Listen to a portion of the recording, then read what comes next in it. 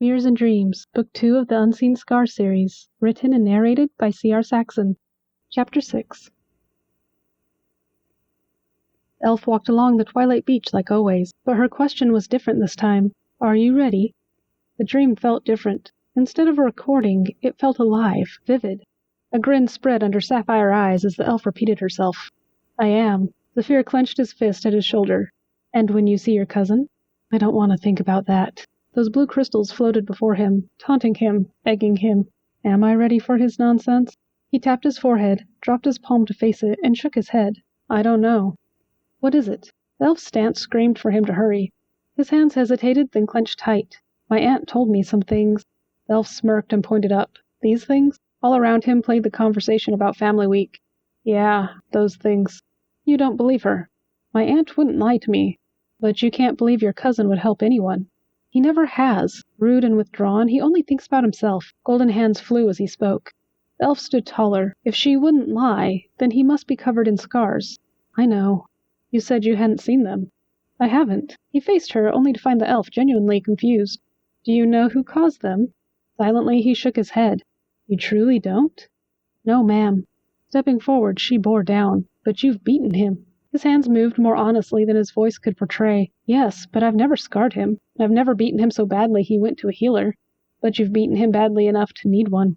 Opening his mouth to dispute the accusation, Zephyr found his tongue unable to move, until he admitted the truth. Yes. You need to stop. Ferdinan aside, you'll destroy yourself. I don't understand. A golden finger tapped his temple. What kind of leader do you want to become? One who can't deal with a hurting child? Hurting? He isn't hurt. Golden knuckles rapped against each other before his hands opened and flew apart. A sigh escaped her as her face fell. Where is she getting this? But dreams are just nonsense. This isn't a nonsensical dream. It's not a dream at all. A shiver ran up his spine at having his mind read. Then what is it? A vision. And in this vision, I'm telling you, if you hurt Ferdinan again, I'll kill you. His heart jumped. She was a fantasy creature, but that threat was undeniably real. If you can't stop on your own, I'm willing to help you. What? Why? The elf sighed. Because he feels your life is necessary. This isn't happening. 2 months ago, they were told to vacate the village, but they thought if they stayed, took a stand and didn't budge, the Duchess's decree would turn to naught. Now they stood watching their homes be demolished. Staying inside didn't stop the machines. Those bestial chunks of metal knocked down enough of the house to make it unsalvageable, stopping only to give the residents one chance to leave. Like that, the Duchess swooped in and stole everything. A bus to the city was her only offer, and it wasn't one they could refuse. Looking down at the crying infant in his arms, he bounced her for comfort. His 3-year-old son held his other hand. The child, too, was crying for the loss of his room and the few memories of his mother tied to that house, that pile of splinters. A farmer doesn't belong in the city, but there was more than himself to worry about. His eyes warmed as he looked at the sky. Everything was perfect last year. The farm thrived. They expanded their house, and they were to have twins. Then that message came. Illness took his oldest daughter. Complications of childbirth stole his wife. Then one of the twins. He was a strong man. He did as much work as those with machines in the same amount of time with mules. He provided for his family, always. Then the Duchess took too much. A large, well-muscled body, strong, calloused hands. They were useless now, just like that pile of broken sticks.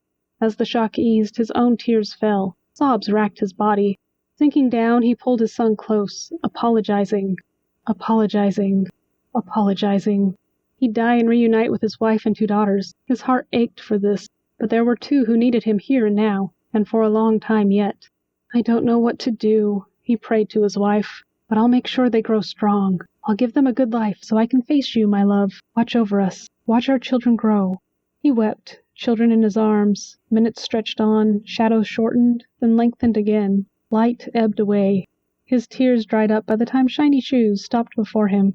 His children slept. All he had to do was look up to see the owner of those fancy shoes, the man cramming them into buses. Mr. Plowmount, I presume? Red, dejected eyes drifted up. The man wasn't nearly what Plowmount expected. Too skinny, barely out of childhood, a scarcely 20-year-old from a nearby village stuffed in fancy clothes. What did he do to deserve that? Mr. Plowmount, I hear you're a top farmer. Looking back, he considered a response. I'm not the best, but I know how to work hard. Any experience with livestock? Yes, sir. Looking at me, I'm not high-bred enough for these clothes, the young man started, but I'm good with people and planning. They gave me a choice, try my hand at whatever I can find in the city, or this. I'm fed and clothed, and I always have a place to sleep. My family receives extra. Overall, it's better than... What's your point, son? This speech was too long, and his children would be hungry when they woke up.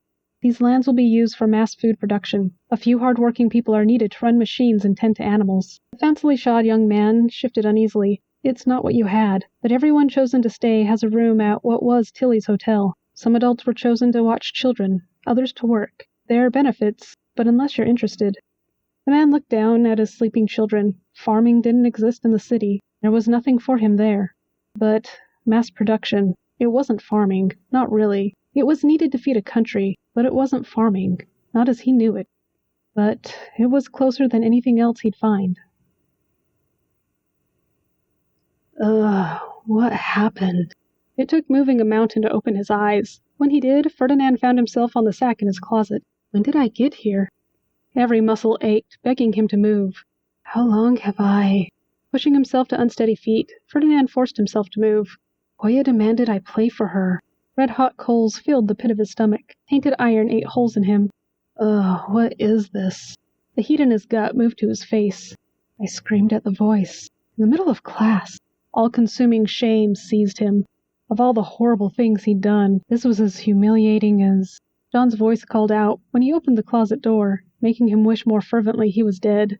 What he'd give to be invisible. How much longer till they figure out I'm broken? How much longer indeed? Somehow that voice sounded stronger, more substantial. It sent daggers through his heart. Ferdinan? Stumbling, the skeleton leaned against the nearest counter. He felt gouged out. Are you okay? John's approach sparked the skeleton to back up against a wall. Grating laughter blared in Ferdinand's ears. He needed to escape. That voice screamed inside his head. Stop. Leave me alone. Leave me alone. Leave me alone. Ferdinan? Leave me alone! Stinging needles bore through his shoulder. Ferdinan broke the grip and pushed his assailant back. Don't touch me! A table stopped John's fall, twisting his face. Sweat broke out across the thinker's skin.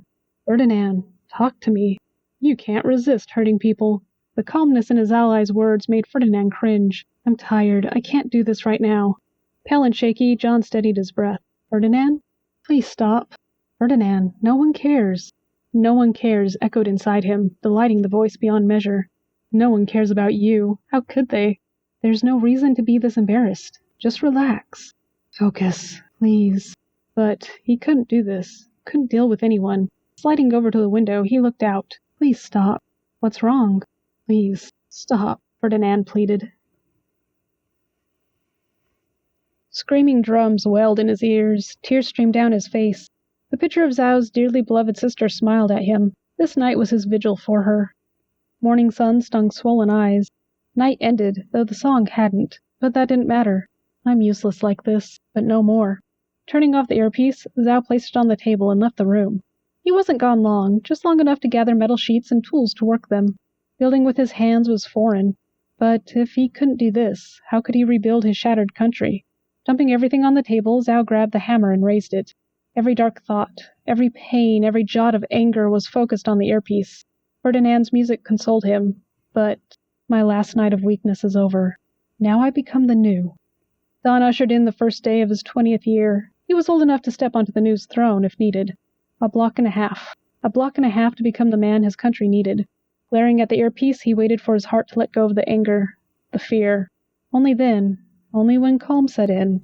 The crunch was soft, almost inaudible next to the slam of metal on metal. The hammer joined the other tools. Crushed plastic and dust were brushed into a wastebasket. A few taps on the screen deleted the music from his devices. Now for the most important task. Zhao's blank face betrayed nothing, not his passions, his sorrows, his nightmares. Metallic pounding echoed through the building. It was a sound that shouldn't come from a thinker's lab. Grunts of frustration joined the pounding, and at times the bashing of sheet metal against a table. The sun rose, hung high overhead, then laid back down to sleep. But before the stars appeared, before his first day as a man ended, he finished. The metal box was dented and warped. Edges didn't line up. Skewed walls. The lid didn't fit, but his bruised and blistered hands made it. Artisans would be ashamed claiming such a defective piece. Any tinkerer would melt it down to reuse. But the malformed box gave Zhao a spark of pride.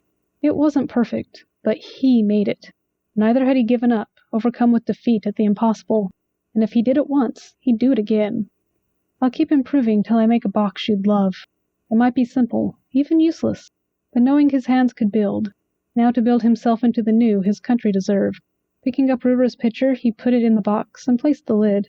It didn't stop the memory of her charred remains, but that was okay. It's not any good right now, Rura, but I'll keep trying. I gave my last night of weakness. Now it's time to be strong.